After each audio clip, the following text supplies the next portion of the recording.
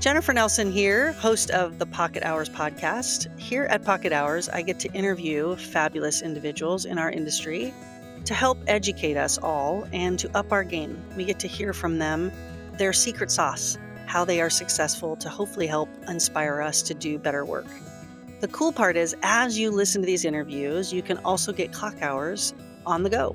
So you listen to a podcast and then you email us at info@scoutrealestate.com to learn more about obtaining those hours. In the meantime, thanks for tuning in, and let's have some fun learning how to be better at what we do.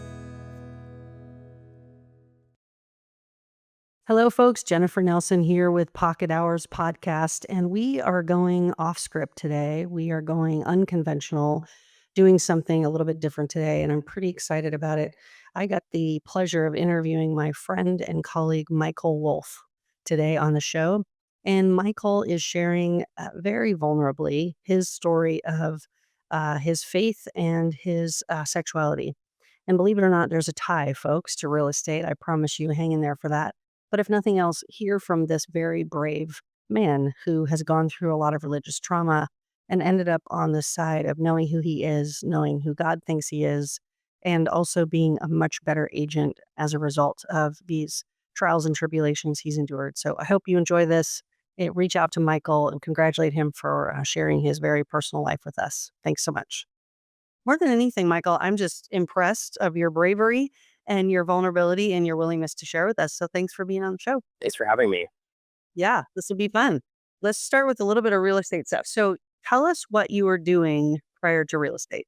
I was a missionary for 4.5 years down in Mexico on Sinaloa. And my time there was a combination of working in the field and then what ended up in sales and recruiting. So I helped recruit students that would come down, churches, businesses that would help with whatever aid was needed at the time. And then got your license how long ago now? It's been since 2019. So what is that, 6 years? 6 years? Look at you. Uh, Man, now you're like a huge veteran now. Like if you make it past the 2-year mark, you're doing great. is that true? Okay. It's very true. And your business has shifted as of even in the last year and a half, 2 years to be something that we joke to say you now get to have food with your meals. So that you're not just waiting for your hopefully I can get 2 clients this year or 4 or whatever it is, but that it's a pretty steady gig for you now. Is that true? That's true. Yeah. Yeah. Super Yeah. grateful for that. Yeah. Yeah, definitely. So let's go back just a little bit then. You talk about being a missionary, and for a lot of our listeners, they're going to hear you say missionary and automatically have a scrunched up face, right? And like a lot of people do, sort of the idea that you're going somewhere else to tell people how to live their life or how to change them or so forth and so on. But I guess let's start sort of the beginning of you grew up in a religious home. Tell us a little bit about that. My mom remarried when I was, I believe it was in second grade, to a man that was heavily involved in church, his dad, a pastor. And it was almost like a light switch. I remember never really knowing anything about religion, faith, church.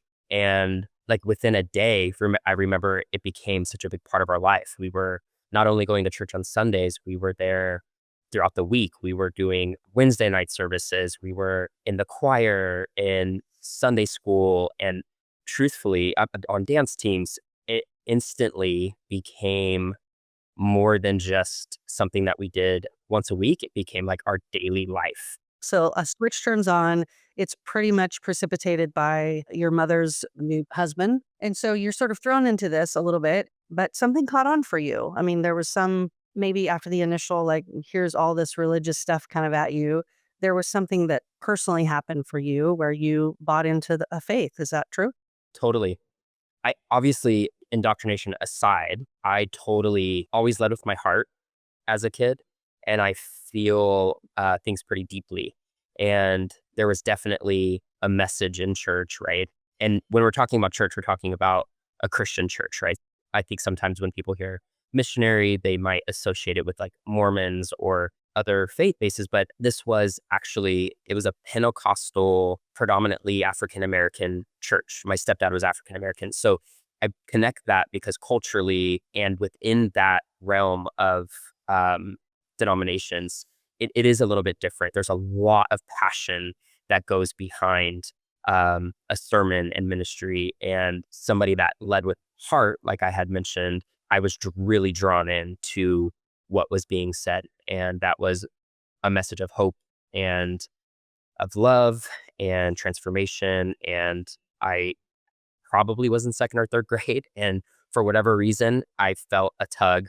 And yeah, I went down to like, I remember what it was called was altar call and was just this little kid. And there was a lot of bravery needed because you're walking down a long path down to the altar and then everyone is like watching. And I just felt that tug and then said a prayer. And that was that and began that journey. Fast forward a little bit to I'm sure there was some part of your church that said, gosh, we'd love for our young people to go and do this ministry, this missionary work that you're talking about in Mexico. So give us some background as to how you got led into that. It actually wasn't that because I didn't go until way later in life. I went when I was 20, and we actually moved away from the Pentecostal church into a non-denominational church. So, like, you have to imagine, like, rock band, like, it went from, like, passion to one side, like, where it was, like, really radical to, like, more of, like, we're really cool, and we're, like, um yeah, it was passion still, like, we love Jesus, but it was, I would say, a little bit more watered down than, like, a Pentecostal hardcore church, and the introduction to missionary work came to me through people that I really looked up to, really good friends, of the family, and it wasn't with the church, it was a husband and wife, and they would take their 5 kids, and I thought it was so exotic and cool and selfless that they would just leave for like months at a time to Costa Rica or wherever, do homeschooling, and their priority and heart was to love, to give back, to really be what Christians say the hands and feet of Jesus. Did you speak Spanish prior to going to Mexico? I thought I did. Okay. I thought I did. Uh, I mean, a little bit in high school, probably like 3 years. And in Mexico, it kind of just fell into my lap. And it was so after high school, I went on to college, worked in retail for some time. I was 19 when I was managing over 200 people at a retail store. And a colleague of mine stepped away from what was a promising career. Her and I were kind of on the same trajectory. She just had graduated from UC Santa Cruz, and I was still in school. And to be up against this person who I thought was extremely smart. We were just sought after from corporate office, and it was pretty cool at a young age to have had so much responsibility, but also to have felt seen. Well, she stepped away and went on a 6 month journey to Mexico, and I was really, really intrigued, and it brought me back to that family that I was mentioning. And she came back just radically changed. And that is what actually directed me and gave me more of like a direct path to Mexico. Yeah. You asked about the language, but That's okay, that's great, that's great. So you got there and, they talk about immersion learning, but boy, it sure does change it when you're living amongst people that are speaking a different tongue than you, and you all of a sudden you're speaking the language, I'm sure, with more clarity because you have to, you're living there, yeah? right. You're 20 years old and you're in Mexico and you're doing missionary work with this family. Something starts to shift either in you. Talk to us a little bit about sort of this awakening, if you will. And maybe it was prior to that too, but certainly there I know that something's happened where you recognized, I think I'm gay. And then sort of the crossroads that you hit up against with how does this match with my faith? Well, first off, I should say I always knew that I was Okay. a little sparkly. So there's always something a little different from altar call kid, right? From that kid way back at Pentecostal church. Actually, it became a habit of me going down to altar call to pray the gay away. And that wait, that was just you initiated?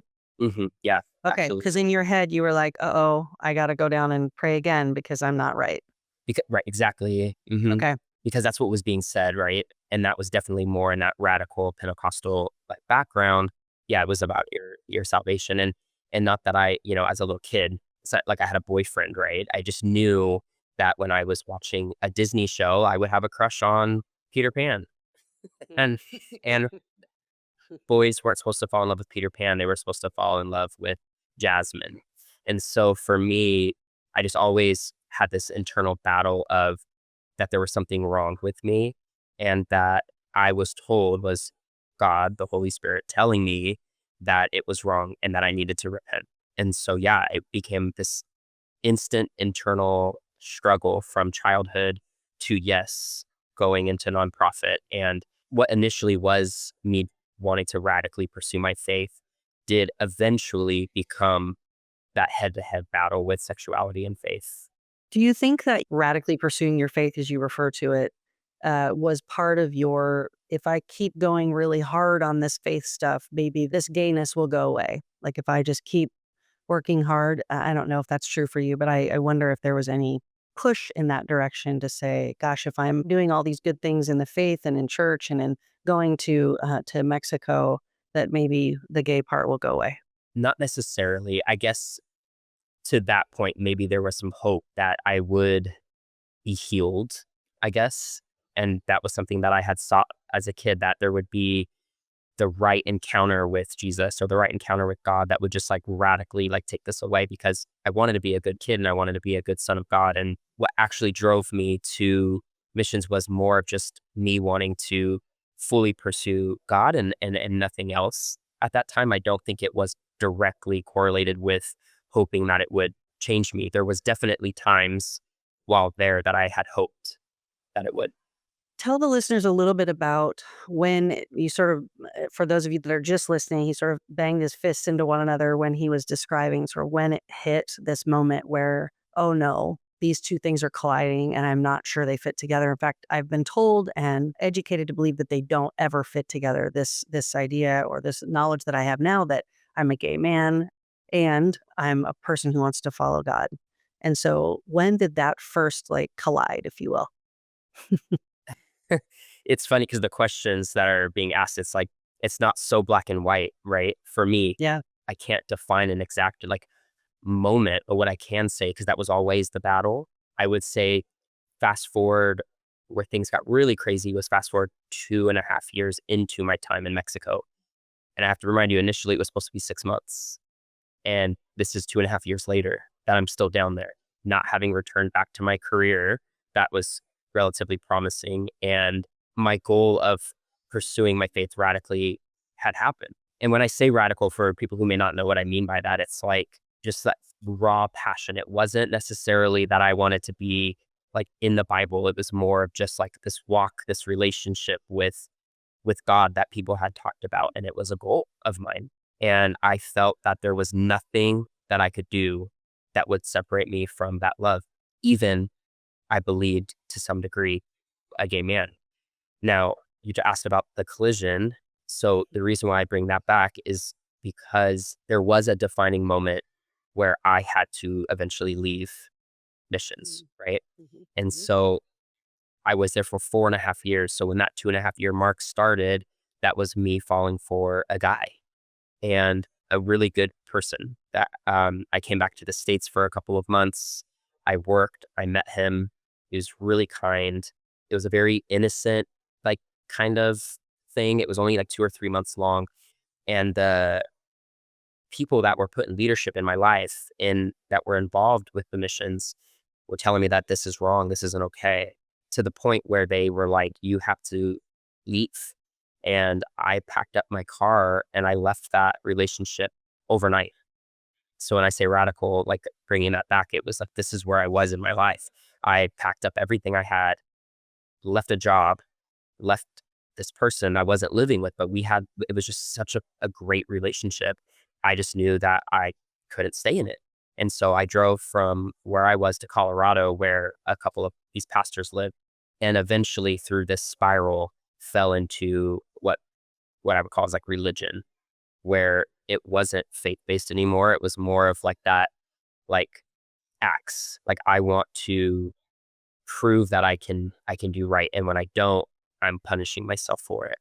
And so I did end up back in Mexico for another 2 years, and really fighting hard, but realizing I couldn't fix myself, like I couldn't change, and it put me into a dark place.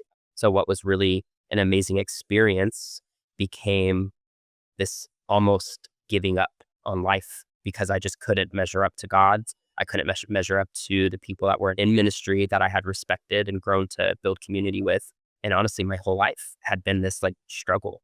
And the approach I had when I initially went to Mexico was to fully pursue God. And yes, to your earlier question, hoping that I would just wake up radically changed. And that's before an external influences got involved. And go back just for a second. I have one part of that that I'm a little confused about. Did you go to these people in Mexico or the people that you respected, your leaders, your family, if you will, at that time, when you started to have feelings for this guy and say, I have feelings for this guy? Or was that hidden? How did that go about? Because you said that they sort of said, you have to stop this.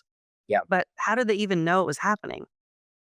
I always sought leaders in my life. It was something that I pursued. So there was an element of me being attracted to strong people that were either in authority or that I saw had very strong convictions and values. And that was just something that I always gravitated toward.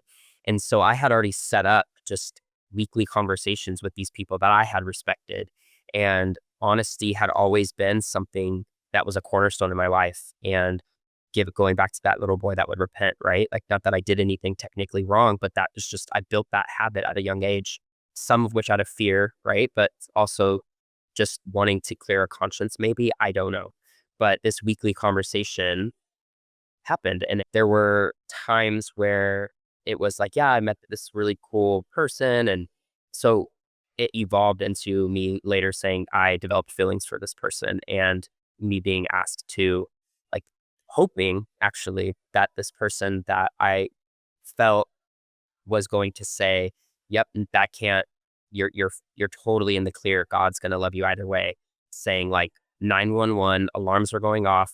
You need to leave this right now, and it alarmed me. Yeah, I was 21 at that time, so right, so or 22, and so I left. It was pretty crazy. Did that clear up your? Yeah, I was just curious why they knew. And then I just want to, I guess, paint a picture for the listeners. I'll say this at first that Michael and I share this. This is partly why I wanted him to come on the show. Both of us, I grew up in a pastor's family and have gone through my own journey of faith and sexuality, sort of butting up against one another. And we found our own way through and we have encouraged each other both along many years in this. But you hit a point where the people that you loved and respected were saying, "You can't be you. I'm so sorry, but that's not acceptable in God's sight. And in fact, God looks down on this. It's sinful. You need to immediately stop," to the point where you can't be part of what your passion has been. And that's to come in Mexico and serve these people and have this fire for God. And so you hit this dark spot because there were these people that you really looked up to telling you, stop being you. I guess I want to congratulate you to say, sounds weird, that you realized that who you were enough in God. That came later. But even at that moment, you realized who you were enough to say, I can't be what you want me to be. I'm me over here. And so while you're taking away my family and my support and you're rejecting me and you're telling me I can't do God's work anymore and that horrible stream that was coming at you hard, you're still standing in the stream, shaky, but saying, I'm still here. I'm still Michael. I still love God. Those were some dark days. Very. Yeah, I should mention, yeah, started conversion therapy within the church, within that faith, and it wasn't called conversion therapy, it was counseling camp for gays, but I had started this pretty intense therapy, virtually with a couple that were helping me not be gay, and that was huge. So it wasn't just being said that I couldn't be myself, it was that there's a cure, like, we are going to help you change. And that's where, yeah, it got really dark. I remember the first time my dad, he best of intense, but sent me to at the time his seminary advisor, right? Old guy, old white guy. And this old white guy sat behind his giant wooden desk and asked me, if I felt like I had feelings for women. And I said yes. And what he went on to do was to tell me to describe in detail the things that I would do sexually with these women. And, looking back when the abuse continued with these people that are calling themselves followers of God, they're respected, but they're intrigued and curious and they're sick, just sick. And I know that you had experiences with people that you should have counted on and trusted that wronged you in many, many ways because of this difference that you were sparkly, as you say, a little bit more sparkly. The very guy that I was mentioning earlier that told me to leave that relationship. Yeah, he ended up later divorcing his wife because of things that came out against him, and had to step down in ministry. There you go. Yeah, it all comes out in the wash in that way. But I guess part of the reason I wanted to do this show was to sort of talk about they talk now, they have words for this now. They didn't then for either one of us. And that's this religious trauma. It's a kind of a nice box to say religious trauma, but I want to personalize that. That's part of the reason for this podcast to say, yes, there's a lot of people who have come in contact with God or God's people, let's say, and experienced a lot of trauma around it. But let's get real serious and personal about this to say, that's you and me. That's you and me. People who say, I want to follow God or I believe in Jesus. But boy, at the same time, most of the people that believe in Jesus wouldn't claim us at all as people who could do that because we're gay, right? So you're in this dark period. Go to the next step. What happened next for you? It was that point of giving up that ultimately guided me into eventually accepting myself as me, all of me. We have a finite amount of time for this story, so I'm trying to not connect. I could talk forever because there's so much to unpack here, and so it's all about selecting it. But I guess I'll talk about a pivotal like memory was I had to stand in front of the ministry, or you could say the church people that I was working with, and I had to mention my sins, I should say. And it wasn't that I was gay because everyone knew that already. Everyone knew in the faith that I struggled with being gay. Not that I was gay, that I was struggling with being gay, right? Like anyone else had this struggle, that was mine, my cross to bear, so to speak. It was I kissed a guy or whatever it was at the time. I had to stand in front of all of my peers and be so vulnerable. And I remember being asked to step down from my role, and I was put into a very low role because I could not be in ministry, but I could chop vegetables in the kitchen. Not cook, but I could chop vegetables in the kitchen. So I was the lowest of the low.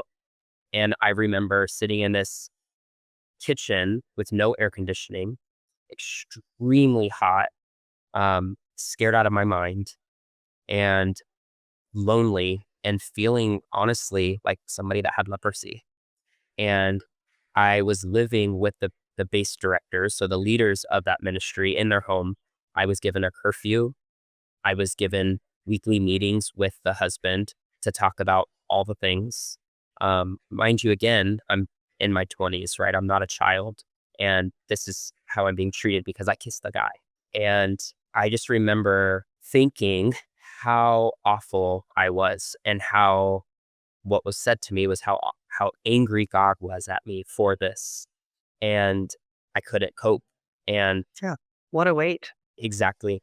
Yep. And so I then pursued that counseling camp for gays because it wasn't me going the way that you would think and hope, right? I think listeners are probably like, oh my God, this was the moment he came out, right? No, it was like I gave it one last push. I was like, I'm going to change.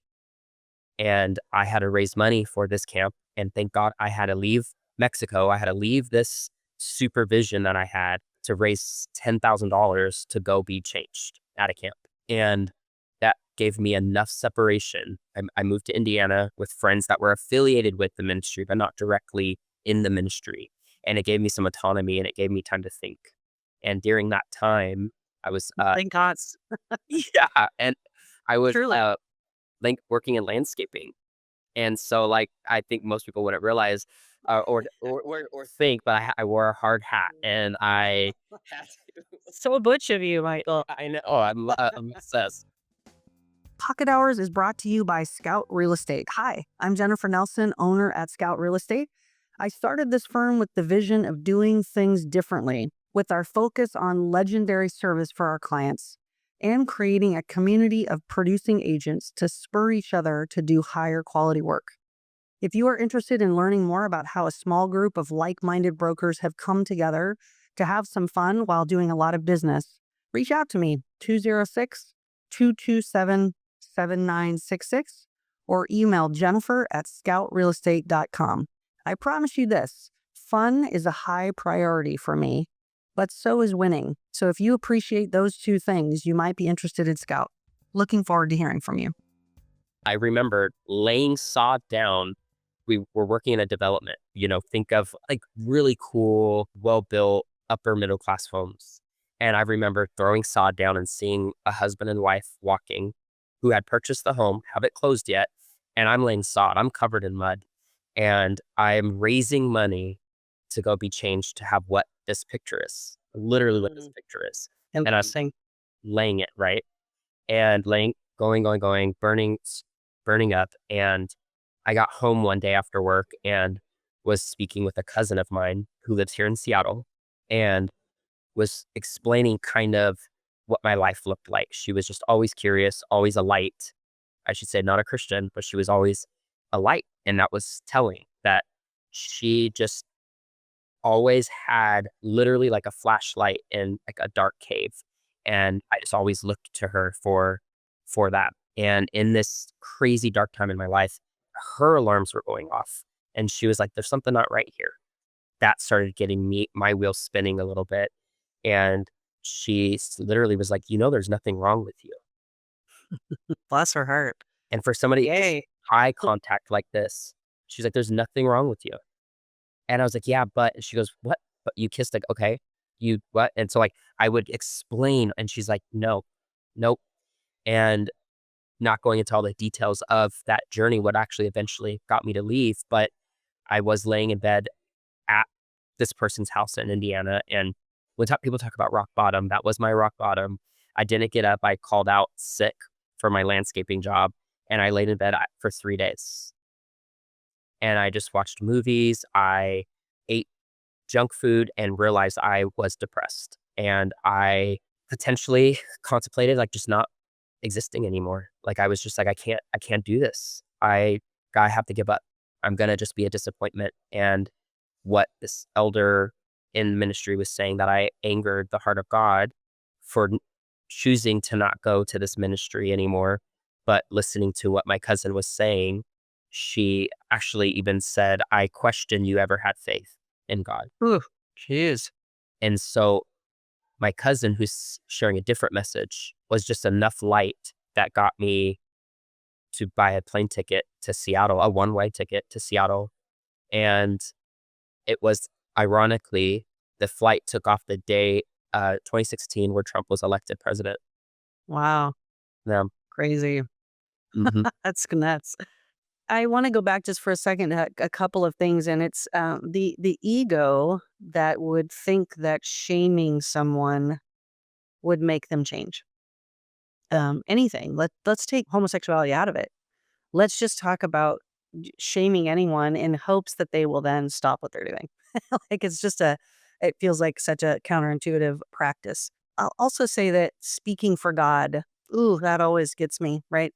God's angry with you. God doesn't delight in you. God wants you to be a certain way for God to love you is just such the opposite message, truly. Any scholar, even if it's someone who doesn't believe in God, could read the Bible or know of the messages of Jesus and say, no, that's not the message.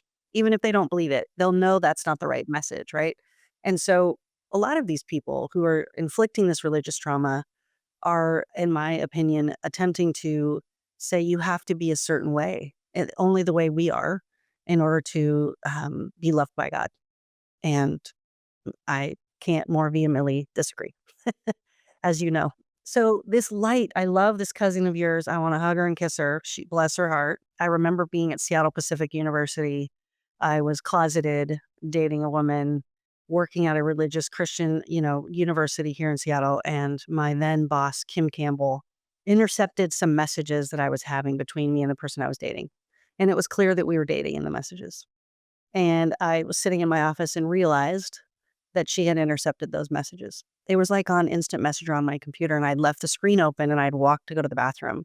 And when I came back in, she was at my computer. And the absolute terror that I had, that I was found out, that I was going to lose my job, that everyone was going to know I was gay, blah, blah, blah. Anyway, fast forward to her saying, come into my office. And I felt like I was going to throw up. Like, I was like, "This is it. It's all done. The whole thing's coming down." And, she looked me right in the eye, sort of like her cousin, and said, "You're okay. Everything's fine. You're not gonna lose your job. I know you're gay. It's okay." And I'll never forget it. I'll never forget it because the relief that I had that someone wasn't freaked out by this, that also believed in my God, that was in a position of authority over me. So, a little bit opposite experience than you. Mine happened to be a boss. Yours was your cousin. But that started down that road of saying, maybe there is another alternative to what I've been hearing about this my whole life. Maybe there's another alternative. So you come one way to Seattle and you're like, okay, now what's next? I'm sleeping on my cousin's couch, and Yeah. Wait. she opened her doors to me, and I had no idea what to do other than I was gonna give it a shot, something different. I was gonna be gay, and I lived what I thought a gay would do. I went and got a leather jacket. I legit went to a gay bar, just sat there by myself. Yep. Um, Checking it out. Yep. just like literally, I was like, okay, let's see what this is about. Actually, my mom's office was downtown Seattle, and I went with her to go look for jobs. And then I was like, I'm gonna go on a walk. And I Googled gay neighborhood Seattle, and it took me to Broadway, the strip, and there was a gay alliance place. I just walked in, and it was like a information center, Okay. and I was like, "Where can I meet other gay people like me?" That's so cute.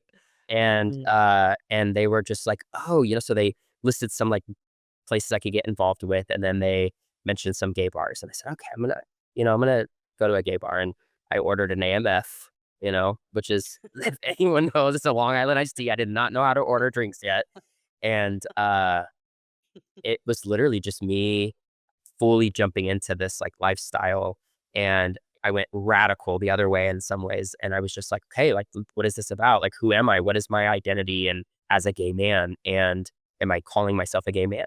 Right? It was like there was like honestly like this transition that had to happen because it was always like I knew I was gay, but it was a struggle with being gay, but versus me saying I'm a gay man, and that was that time. Gotta be some freedom and relief in that. Probably a lot of fear as well, but A lot of fear. Yeah. yeah. Yeah. What now, where was your faith in this? Had you sort of said, I mean, in my mind, I can guess to say that you have to choose, right? Like that's what you've been told. You got to choose. So I guess you're gay now. So now you're not following God in any way. Right. Did that feel like that for you? I shelved it. It was like I'm gonna put a pin in it. Yeah. Okay. We'll come back to this later, right? Yeah. We'll talk about God later. Okay. So you did a little pendulum swing, completely understandable. You sort of were trying to say, who am I now as a gay man? I love that you're just going into like an informational center and you're like, hey, tell me how to do this. I don't know what I'm doing. So cute. And I assume you're starting to date and you're trying to say, what does this look like and what does this mean? When I met you, Michael, you had met your now husband, but we're going to get to that in a minute. A lot of the conversations that you and I shared and were having were this reentry, if you will, of this concept of does God love me as a gay man? And can I integrate my faith and my sexuality? So, talk to the listeners a little bit about that journey. That also was a long journey, a more healing one where I wanted to keep the faith part shelved and I wanted to keep, that pin in it while I was pursuing a relationship, right? While there were real raw feelings for a human, and I didn't want what happened to me the last time I had these feelings for someone to come up. So I had put bumpers in place. I had slowly started you have to start with social media because that's the world we live in, right? That's our connection to many people. So I had to start blocking people that had strong opinions. And it became this like funnel. It was getting smaller and smaller, a community of influence that was coming from the religious side.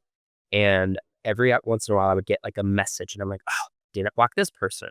Or this person's connected to that person because you have to realize there was heart there was love, there was relationship. It wasn't these weren't strangers doing that. That would be really easy for me to just honestly throw up a middle finger and walk on. But no, these were people that were family, people that I cared about, and I had to radically shut that faucet off. It had to get turned off because I couldn't have my own thoughts. I couldn't have my own thoughts for my relationship or my faith. And so, though that was still shelved, my priority wasn't my faith at the time. It was the person in front of me who married to. And for whatever reason, that was not just a faith that was getting shelved, it was a part of me that was being shelved, Sure. right? Absolutely. And so there was a longing and a loss just like there was on the other side, and I'm getting emotional on that front because I it was this, like, realization that I was giving up one part of myself when I was pursuing my faith, and then when I was pursuing my sexuality, and not even just my sexuality, my love connection with someone, yeah, that I couldn't also get rid of this other part of me. And it was just really hard. And though there was a lot of beauty in my life at the time, I needed to face some hard truths. And I got into therapy and strategically chose non-religious therapy because I did not want it to come from someone who had ulterior motives or that had preconceived ideas. I wanted a neutral territory. I wanted it to come from a place of like pure education, somebody that is a licensed professional when it comes to trauma, mental health, and let me figure out my faith for me. I don't need the guidance here. And You don't need the religious component sort of infiltrating it. We can talk about the psychology of this, but at the end of the day, we really want you to repent from that, right? Like there's a yeah, little bit of that Christian counseling. I've done the same thing. There's skepticism around the motive. Like, are we coming from this from I'm looking at you, Michael, as a whole person. I'm going to talk to you about what you want to do, what you want to develop, and what fears we can help you work through. Or am I coming at this, hey, Michael, you should be straight. Let's yeah, figure out how to get you through this to get you back on the road, right? The right road. Yeah.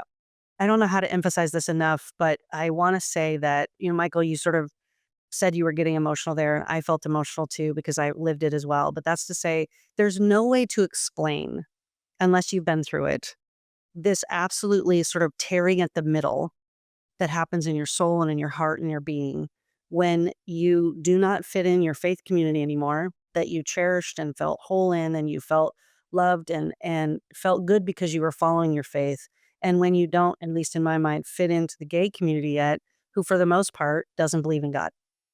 And so there wasn't a home, right? There if I go over here, I'm not my whole self. If I go over here, I'm not my whole self. It's literally it felt like a ripping right down the middle of now how do I do this? And I think you share that same feeling.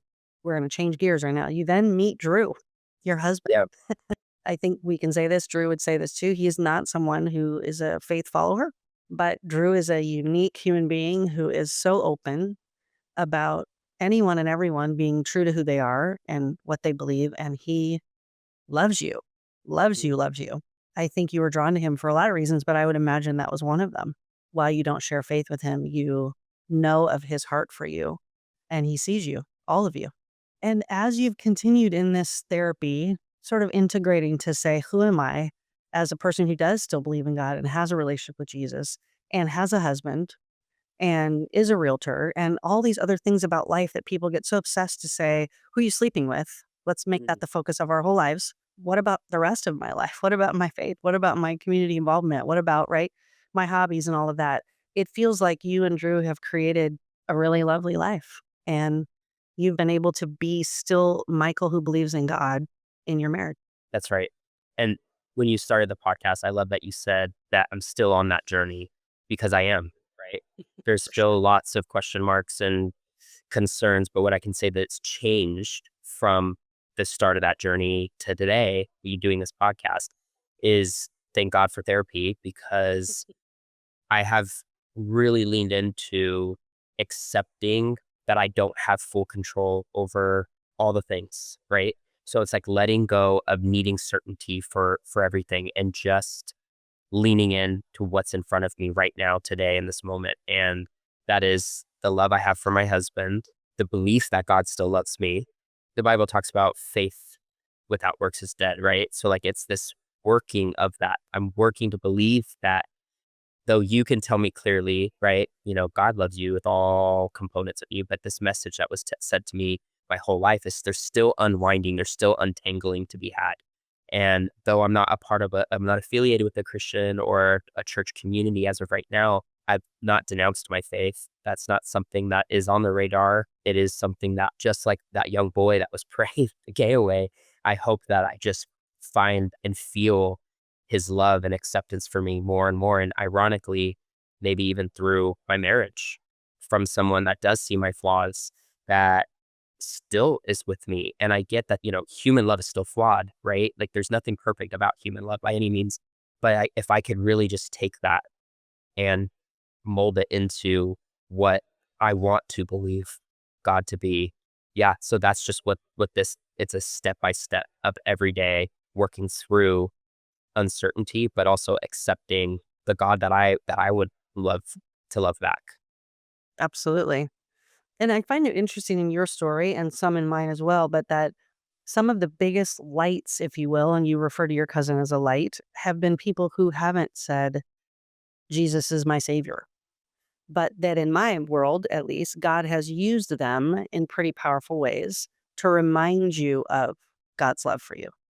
Even if they don't believe in God, I fully believe that God has used them to remind you that God loves you. I think that's just beautiful and awesome. And it is a journey. We walk it together, you and I. We have talked over the years multiple times when there's been doubt and fear of really pivotal moments where, it feels like the only message that we get over and over from our people that believe in God is that we can't be both, right? And I know I've said this to you before, but here we are being both. Here we Yeah, are. We're doing it. Uh-oh, we interrupted your thought by being exactly what you said we can't be, right? yeah, Here we are. yeah, Yeah. Let's turn a little bit to, which is might be a kind of a weird segue, but let's do it anyway for the last couple minutes. And let me first of all just say thank you because that was very vulnerable and brave, and I appreciate you sharing your life. I hope it will touch a lot of people, and maybe people that we don't know need to hear it. So yeah. I agree. turn a little bit with me at the last part of this to say, are there sort of tangible ways that you can think of that this journey, this struggle, if you will, this hardship, this trauma that you've been through has influenced you as a realtor? 100%. I would start with empathy. I would say the majority of our job isn't selling homes, right? Like I get that that's what we do. That's how we make a living, right? But our job as realtors, it's a relationship based career where we have to see people where they're at and figure out how we can hear them and guide them in a journey of uncertainty.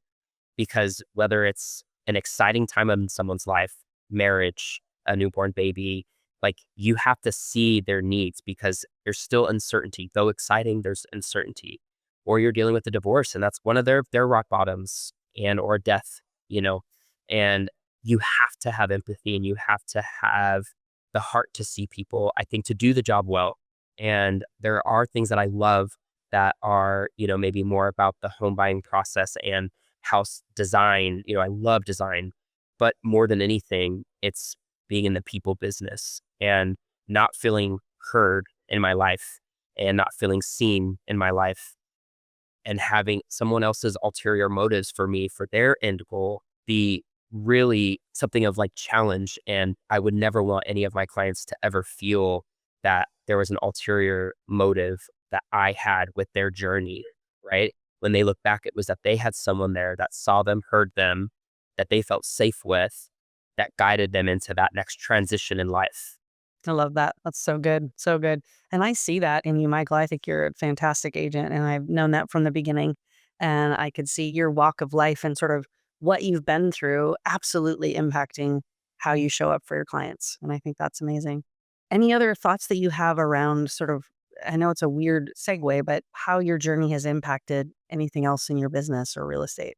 The funny thing is, when you asked me to do the podcast, I think I initially thought, how would I integrate that? Right. I initially thought, like, wait, okay, so we're going to talk about my sexuality, which is very vulnerable. There was a time in my life where I could not talk about this journey because it was so painful. And I feel so grateful that I can. Right. And then I'm like, okay, but how are we going to bring it to business? Right. It's this intimate conversation, this vulnerable conversation, and then what I do day to day to earn means, right? We all have to earn means, but it is the same. And I think something that I'm learning is that my identity, who I am, and this isn't true for everyone. I'm grateful that this can be for me, is myself as a gay man in real estate with a faith, though struggling, but with a faith. It's all connected. And something cool about real estate is it is our day to day life. It's not a 9 to 5 that we clock in, clock out.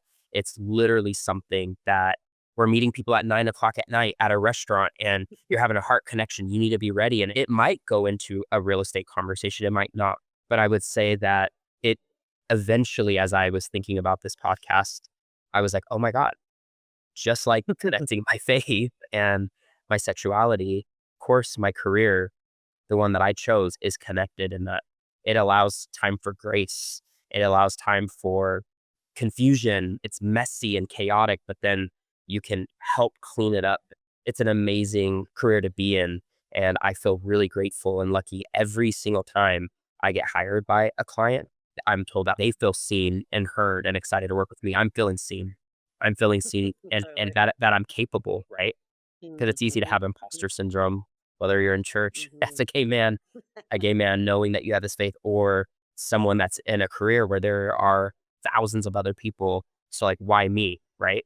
Why me? And when I am chosen, I know it's because they feel safe and that they're going to be well guided through that journey. I love that.